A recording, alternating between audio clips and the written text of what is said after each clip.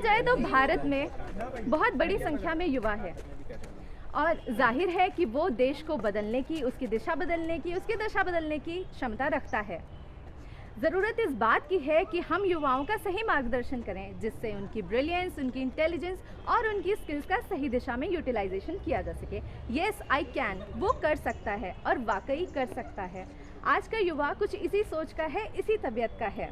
वो दौर चला गया जब युवा करियर से मतलब सिर्फ एक नौकरी पा लेने से और कुछ सैलरी कमा लेने से रखता था। आज युवा देश और समाज को बदलने की ख्वाहिश भी रखता है। तो आज जानते हैं हम कि जॉब्स और एंटरप्रेन्योरशिप को लेके युवा क्या सोच रखता है, वो अपना भविष्य इनमें से किस में देखता है, या कोई और भी नई चीज़ें वो हम लोग के सामने ला के रखता है।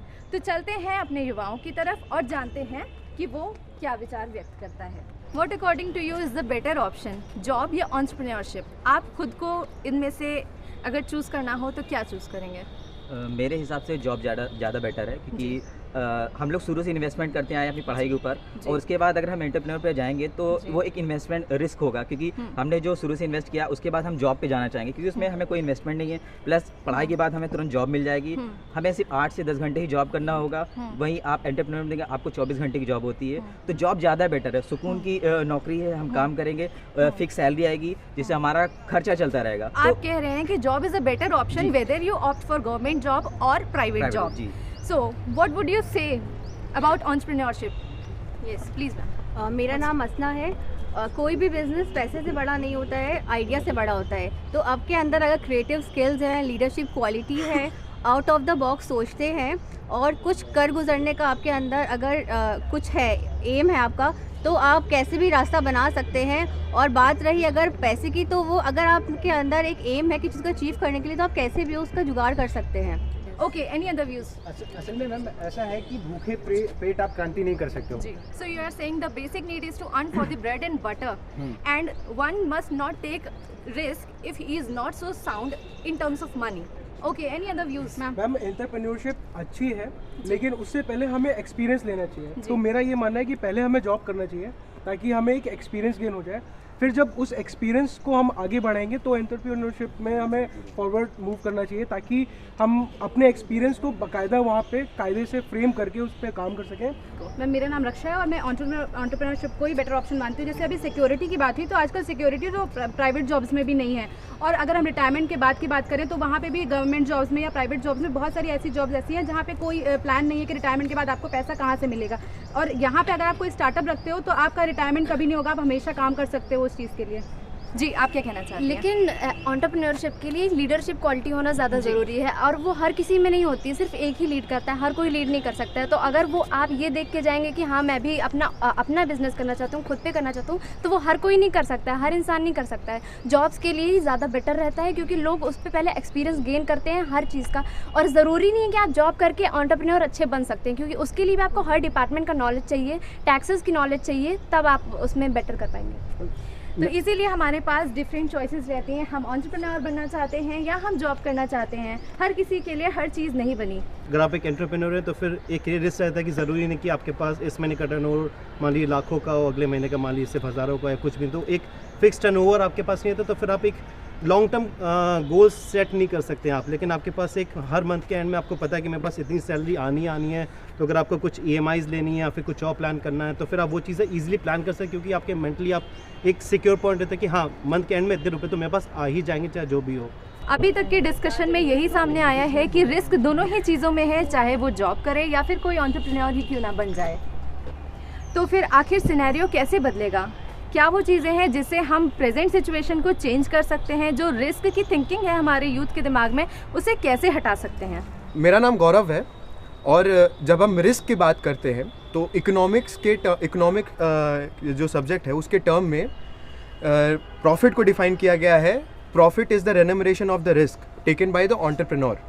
तो आज के टाइम में जब तक एक एंटरप्रेन्योर रिस्क नहीं लेगा तब तक जॉब्स कैसे क्रिएट होंगी? मैंने जो देखे तो उसमें तो 1000 में से एक इंडिया में हो रहा है। पॉपुलेशन इतनी ज़्यादा है, लोग एक्सपेरिमेंट इतना ज़्यादा कर रहे हैं, हर छोटा मोटा अगर स्टार्टअप मिला लिया जाए तो 1000 में से जाके एक सक्सेसफुल हो पा रहा है। ऐसे में इंसान बस एक ट्रेंड को लेके चल रहा है कि बस हमें एंटरप्रेन्योर बनना है, तो उसी भीड़ में शामिल हो जा रहा है। कुछ अपने स्किल्स कुछ नहीं डेवलप कर रहा है, सीधा एंटरप्रेन्योर में लग जा रहा है। यहाँ पे बात हो रही है अनएम्प्लॉयमेंट की भी, रिस्क दोनों में भी है, जॉब में भी, एंटरप्रेन्योरशिप में भी। बात हो रही है यहाँ पे यूथ के ईगो की भी, कि अगर उसने एक जगह फेलियर फेस कर लिया तो फिर वो अपनी ईगो पे ले लेता है एंड देन वो आगे बढ़ जाता है कि अब हमें नौकरी करनी ही नहीं, हम अपनी ही अलग राह बनाएंगे। तो क्या वो उसमें सफल हो सकता है सिर्फ ये सोच लेने से, सिर्फ ईगो पे ले लेने से? ईगो बहुत इंपॉर्टेंट है, हर जगह ईगो नेगेटिव रोल प्ले करे ये ज़रूरी नहीं है। ईगो आपका साथ भी देता है पॉजिटिविटी के लिए। मैं कहना चाहूँगी कि अगर हम गवर्नमेंट जॉब में पर्टिकुलर हैं तो हम 10 से 4 जो मेरा टाइमिंग है, उसके बाद अपना इंटरेस्ट परस्यू कर सकते हैं। या अगर हम एंटरप्रेन्योरशिप में आए, खास करके प्राइवेट जॉब में, तो हम एक बंधे रह जाएंगे 24/7 में, और हम अपना जो मेरा पर्सनल इंटरेस्ट है उसको नहीं आगे शो कर सकते हैं। तो ये एक negative point about entrepreneurship and it's a positive point about job और जो एंटरप्रेन्योरशिप है वो दोनों ही बहुत अच्छे हैं दुनिया के लिए, देश के लिए हमारे, क्योंकि दोनों हैंड इन हैंड जाते हैं। जॉब्स के बिना एंटरप्रेन्योर नहीं है और एंटरप्रेन्योर्स के बिना जॉब नहीं है। That is a good point. तो हम जैसे कि एंटरप्रेन्योर हैं तो हम जॉब्स क्रिएट करते हैं, and without the person doing the job entrepreneurs की कोई वैल्यू नहीं है। तो दोनों को एक दूसरे की बहुत वैल्यू करनी चाहिए, एंड यही अच्छा रहेगा। मतलब ओके, तो एंटरप्रेन्योर्स ही जॉब प्रोवाइड कराते हैं और जॉब के बिना एंटरप्रेन्योरशिप हो ही नहीं सकती। एम्प्लॉयज़ ही काम करते हैं एंटरप्रेन्योर्स के अंडर। एंटरप्रेन्योर के बिना जो भी हमारे वर्कर्स हैं और जितने भी जॉब्स वाले हैं वो अधूरे हैं, और जॉब्स के वर्कर्स के बिना हमारे एंटरप्रेन्योर अधूरे हैं। अगर हम लोगों को वर्कर्स नहीं मिलेंगे तो वो आगे क्या करेंगे? जहाँ तक की बात करें कि कंट्री के डेवलपमेंट की, कि कोई भी कंट्री कैसे डेवलप कर सकती है, तो जैसे कि अभी बात हो रही थी कि एंटरप्रेन्योर्स जो है वो ज़्यादा हेल्प करते हैं कंट्री को डेवलप करने में। मेरा ऐसा मानना है, चाहे एंटरप्रेन्योर हो चाहे जॉब हो, दोनों चीज़ में एक चीज़ बहुत कॉमन है। कंट्री को जो नीड है वो है एजुकेटेड लोगों की और साथ ही एक्सपीरियंस्ड लोगों की, ताकि अब चाहे वो एंटरप्रेन्योर हो चाहे वो कहीं काम करने वाला बंदा या बंदी हो, वो जब तक एजुकेटेड नहीं होगा, उसे फील्ड की नॉलेज नहीं होगी, वो कहीं भी सक्सेसफुल नहीं हो सकता। Here we come up with a nice conclusion. इनका कहना है कि दोनों ही एक ही गाड़ी के दो अलग अलग पहिए हैं, जो कि बात सही है। And here we also come up with a new conclusion that our youth is sensible. तो यूथ के ज़ील और एंथुजियाज्म को देखते हुए मैं कहूँगी, हमको मिटा सके ज़माने में ये दम नहीं, हमसे है ज़माना, ज़माने से हम नहीं।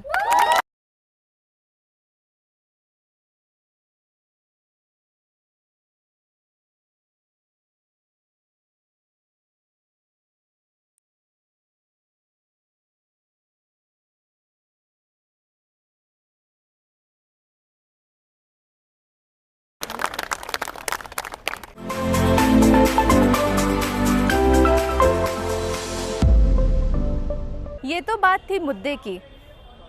जैसा कि आप जानते हैं, हमारे प्रोग्राम में हम आपको अवेयर करते हैं लीगली भी। तो चलते हैं हमारे प्रोग्राम के अगले सेगमेंट कानून कहता है की तरफ।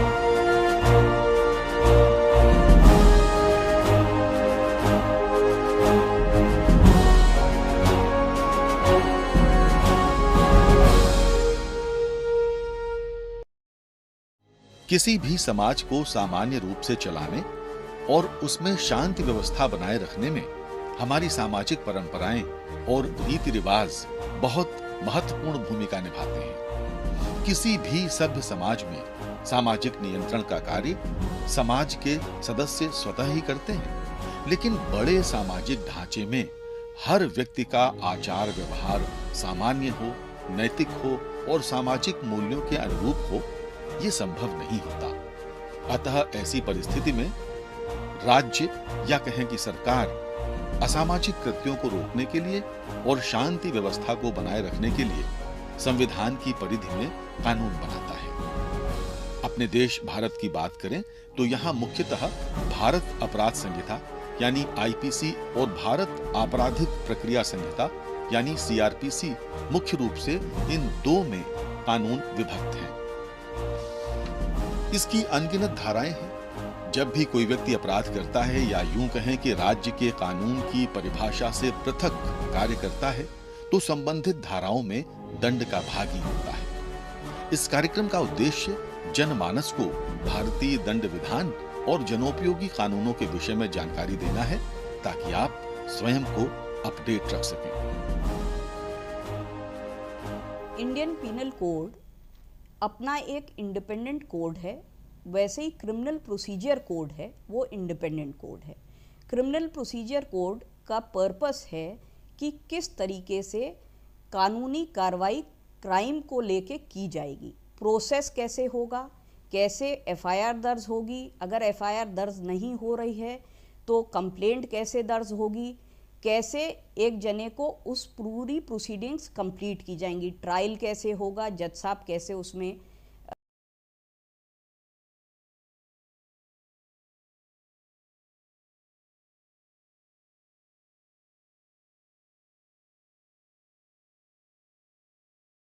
अगर किसी ने ये चोरी की है तो उसका सज़ा क्या होगी, अगर किसी ने लड़की को छेड़ा है तो उसकी सज़ा क्या होगी। ये धाराएं उसके अंदर एग्जिस्ट करती हैं जो उसका नेचर ऑफ क्राइम पे सज़ा बताती है। इंडियन पीनल कोड में 511 धाराएं हैं, जिसमें धाराओं का नेचर अलग अलग किस्म है। अगर आपकी प्रॉपर्टी के संबंध को लेके कोई क्राइम हुआ है तो उसकी सज़ाएं अलग हैं, फिजिकल बॉडी को लेके हुआ है तो उसकी अलग है, अगर ट्रेसपासिंग को लेके है उसका अलग है। अलग अलग नेचर ऑफ क्राइम्स को लेके डील करती हैं ये धाराएं।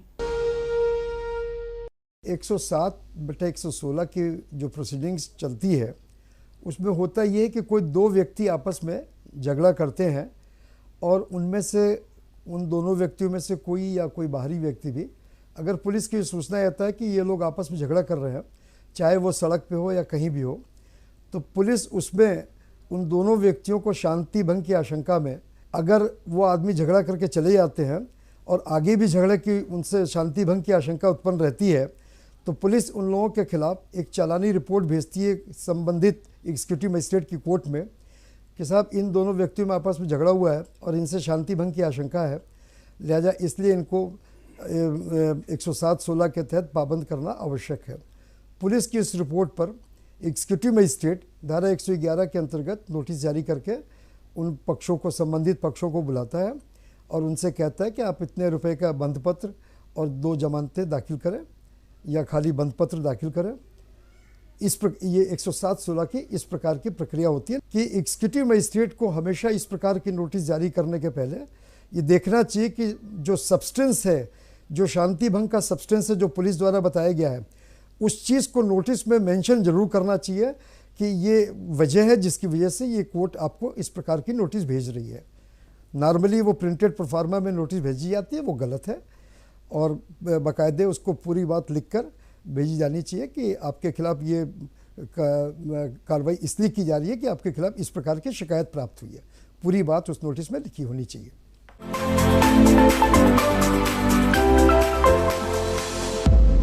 ये तो बात हुई कानून की। अब देखते हैं हमारे प्रोग्राम का अगला सेगमेंट, उम्मीद की किरण।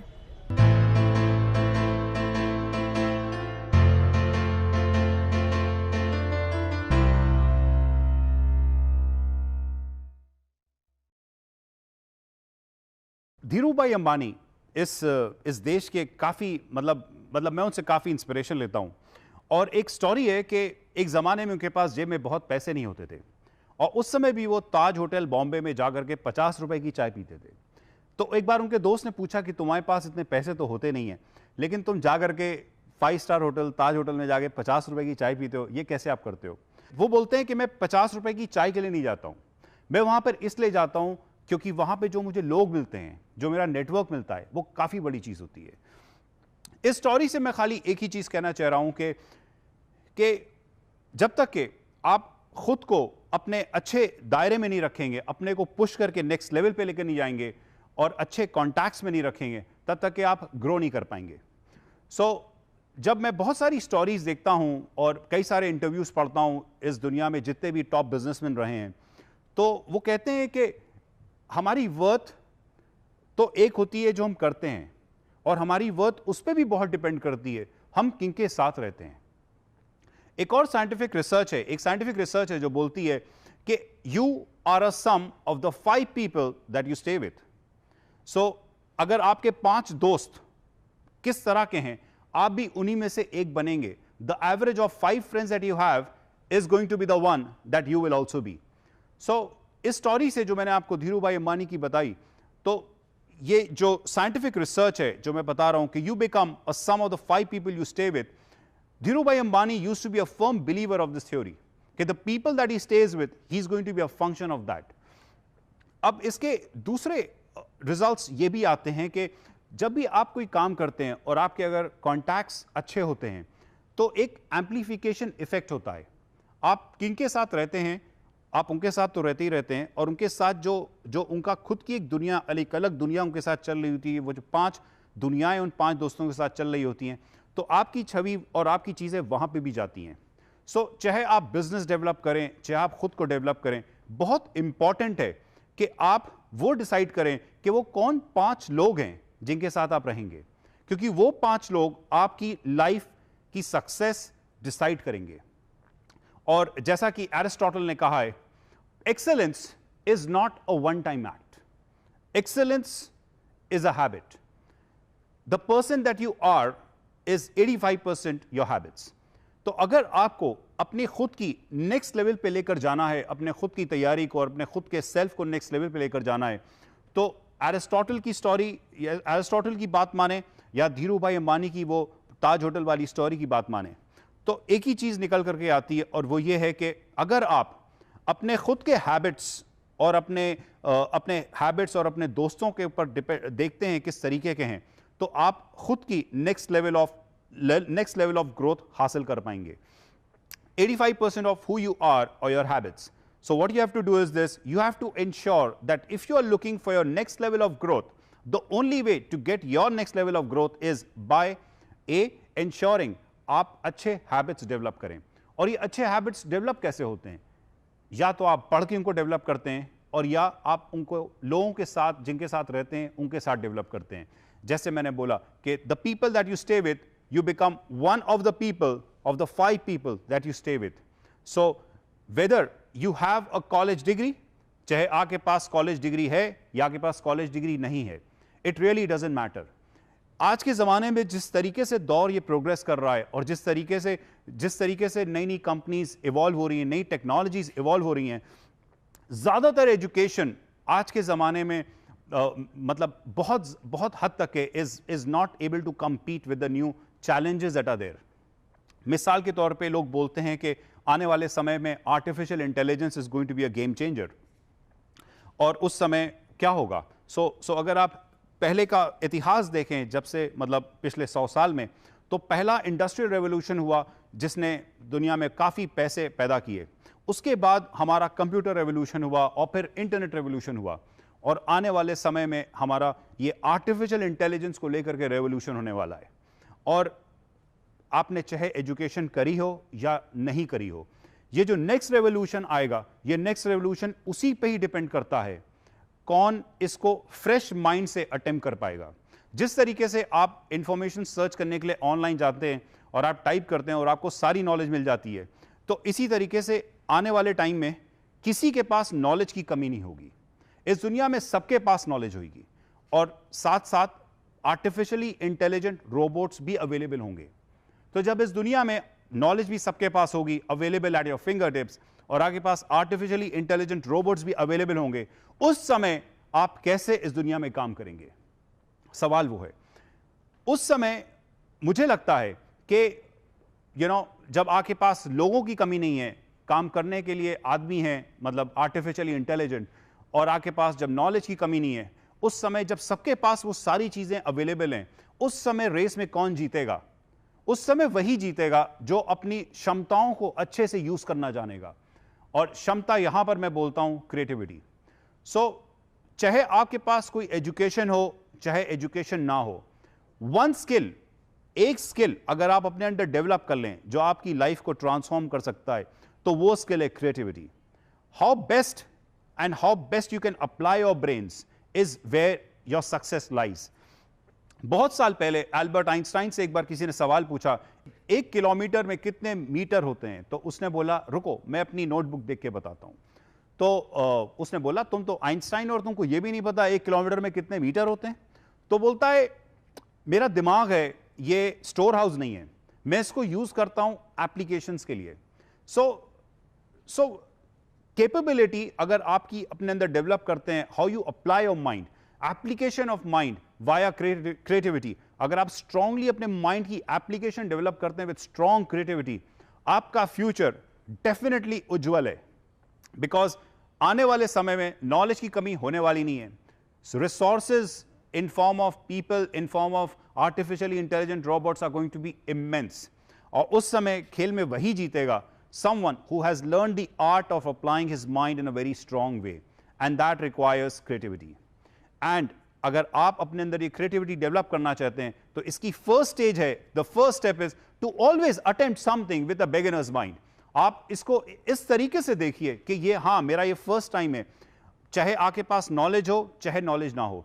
मैं इंटरव्यू पढ़ रहा था जिसमें कई सारे इंडस्ट्रियलिस्ट एक बात कर रहे थे कि मैटर ये नहीं करता कि हमारे पास जो बंदा नौकरी मांगने आ रहा है वो कितना एक्सपीरियंस्ड है, मैटर वो भी नहीं करता कि उसने पिछले में क्या करा है, पिछले 5 साल पहले उसने क्या हासिल किया है, मैटर वो भी नहीं करता है। हम लोग जब किसी को भी काम पे लेते हैं या काम पे रखना चाहते हैं तो हम खाली एक ही चीज देखना चाहते हैं कि वो आज उसमें कितनी एनर्जी है और उसके अंदर क्या क्वालिटीज हैं, एबिलिटीज हैं जो उसको नेक्स्ट लेवल ऑफ ग्रोथ देंगी। द वे एक फेमस कोट है, what has gotten you here is not going to take you, you know, so what got you here does not take you to the next level. आज आप जहां पर पहुंचे अपने पुरानी चीजें करके, वही सेम चीजें करके क्या आप नेक्स्ट लेवल पे पहुंच पाएंगे? मिसाल के तौर पे इस दुनिया में बहुत सारी कंपनीज हैं, उन्हीं ने बहुत सारी छोटी छोटी चीजें बनाई और कामयाब हुए और इस लेवल पे ग्रोथ आ गई। और अब उनको अगर नेक्स्ट लेवल ऑफ ग्रोथ चाहिए, क्या वो अपने पुराने प्रोडक्ट से नेक्स्ट लेवल ऑफ ग्रोथ पा सकते हैं? नहीं। तो इसलिए उनके लिए भी जरूरी है कि वो इनोवेट करें। सो चाहे कंपनीज हो, चाहे आप हो, चाहे नौकरी ढूंढ रहे हो, आपको एक ही चीज समझ में आना चाहिए कि what has gotten you here is not going to take you to the next level, and the only thing that you need to go to the next level is one, creativity, and to ensure creativity you need to come up with a beginner's mind.